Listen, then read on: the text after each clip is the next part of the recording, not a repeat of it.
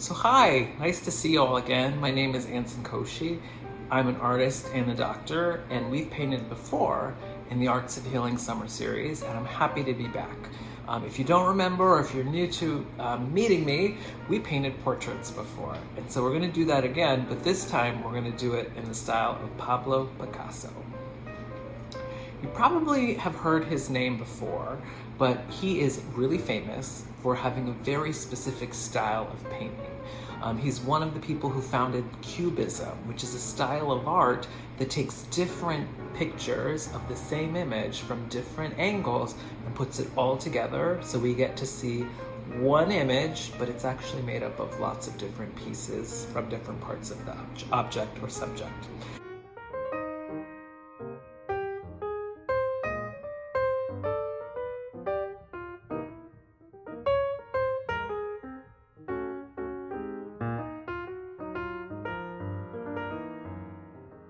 To give you a quick example, I brought my lovely Buddha head here. And so if we were painting, put that down.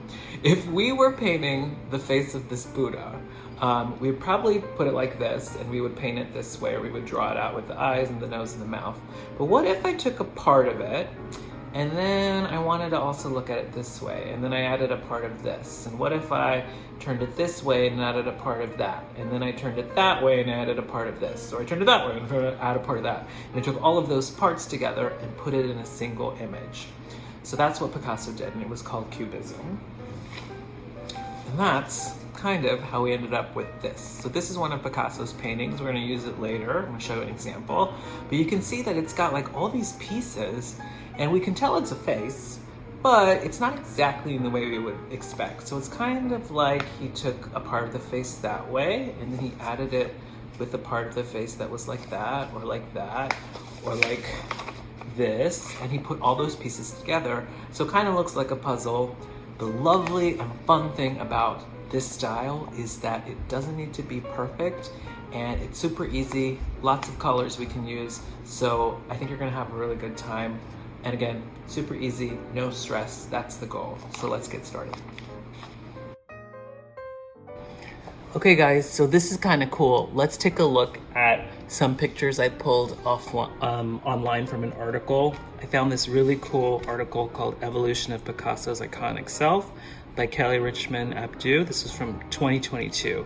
And they're looking at his portraits from the age of 15 to 90. So I want you guys to check this out, because this is how he was painting at 15 years old. That's pretty impressive. And you would think, like, what can you do from there? That is awesome. But he kind of changes up his style every time, even sometimes few years, even into decades. There's this changing or evolution of his style. So this is him at 18 in 1900. Now we got some of his blue phase. So this is 20, when he was 20 years old in 1901. Then we got 25. So to me, this looks a bit more cartoonish than his previous ones, but then we just keep going. So this is, I think, kind of how I think about Picasso now. When I think about his work, this kind of a little bit abstract and this cubist style. So we'll talk a little bit about Cubism. Where things aren't exactly where you would expect them to be, but you can still tell it's a person. So this is when he was 56 years old, and this was in 1938. I love this one. This is when he was 83, 1965. So I love this, lots of color, but very different from his very first self-portrait at 15 years old. And then I'll show you this one. This is when he was 90.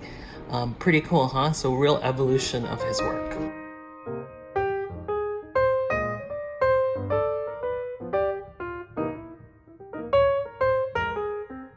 Taking a stab at making our own self-portrait in the style of Picasso. And so one thing you might want to do is go online and look at different images of Picasso's paintings. I got a couple examples here that we'll go through just to give you an idea. And the wonderful thing is this is going to be easy and fun. nothing needs to be perfect, which is awesome. So I do kind of love that idea about this activity. So this painting is called The Weeping Woman, and I like it because, like, look at that nose. That nose is like so big, and it's on, like, looks like it's the side of her face because her eyes are over here. But that's the cool thing. You can kind of put things where you like. So he's got two kind of small eyes, some upsloping eyebrows, this large nose, and to me, this looks like a big handkerchief in her hand holding the handkerchief. So it kind of makes sense with the Weeping Woman. Lots of cool hair, and it's green. I love that you can use almost any color. So keep that in mind. So I kind of like this one. I might try to base mine off of this a little bit. But here's a couple more examples. There's this painting, which is kind of cool, right? It's like pieces of a face together. You kind of see a hand, and this kind of makes it look like it's a body, and everything is kind of broken up into small pieces. So this is a good idea if you kind of want to just do some simple shapes and then color in some boxes. The cool thing is it's very simple. It's only using like a few colors, mostly like white, gray, and black, and then this green. So that's pretty cool. You don't have to mix a ton of colors. I really like this one because, again, it's that same kind of profile that Picasso is doing with this giant nose and then two eyes, and then you've got the neck and some fancy clothing. It's kind of similar to this one as well, where, again, you got this nose, you got the two eyes. I love that it's like not exactly at the same level. A fancy hat, some cool green hair. He was really into green, which I think is pretty cool. And this like fancy fur collar and some cool yellow background. So I would say these are probably easy, simple examples to use, but you could literally go on the internet and kind of find any one you like. And the cool thing is you can kind of make it up as you go too.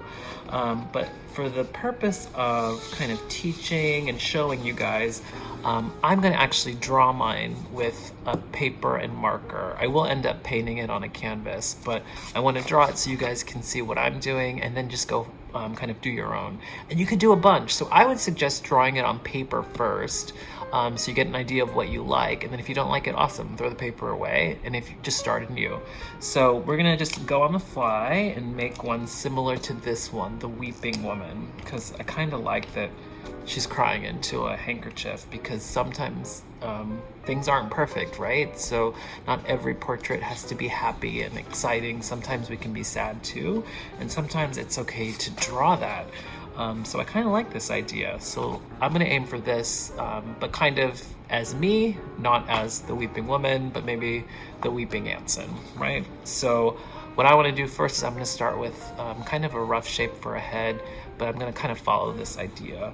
So if I give myself a head, I have a really round head, so I'm going to kind of put my face this way. I also have like a really, I like to say prominent nose, which I love. So I'm going to give myself a big nose. So I've got this giant head and this nose, which is awesome.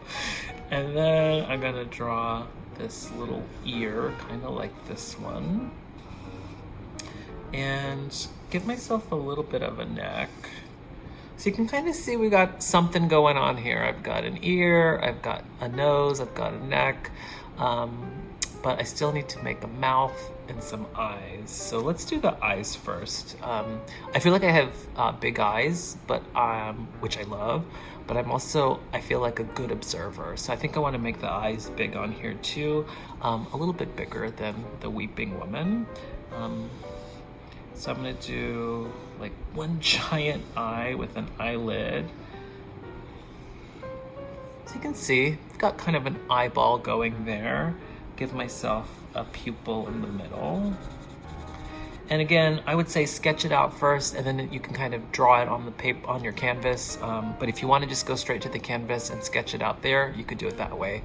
I'm using a marker just so you guys can see it. If I were to use pencil, it would be so light. So now I need another eyeball, and I'm gonna kind of do it this way, where they have like, he has two eyes kind of close together. So I'm gonna give myself a little one, kind of like that. And so you can see nothing looks perfect, but I feel like we're already in Picasso style, which is pretty cool. So now I need to do a mouth. So I'm I'll do something a little different. I feel like that kind of looks like me. You know what else? I'm gonna do glasses. I wear glasses a lot, so I'm gonna actually give myself a pair of glasses. And I'm gonna do one big and one smaller. And I'm gonna have one of the frames sticking out that way. Well, not the frames. What do you call it? The ear hook for the glasses that way, and I'm gonna go one that way. Awesome, I kind of like that. Now I need some eyebrows. I like these because it's kind of sloping up, but I'm gonna do something similar, like I'm confused. And then instead of a weeping, like crying into a napkin, I think I'm gonna make an ice cream cone because that would make me happy. So I'm gonna draw like a weird, kind of not exactly perfect ice cream cone and give myself a t-shirt. And maybe a jacket with a collar. And you know, the nice thing is it doesn't exactly have to look like a collar, but I think that works.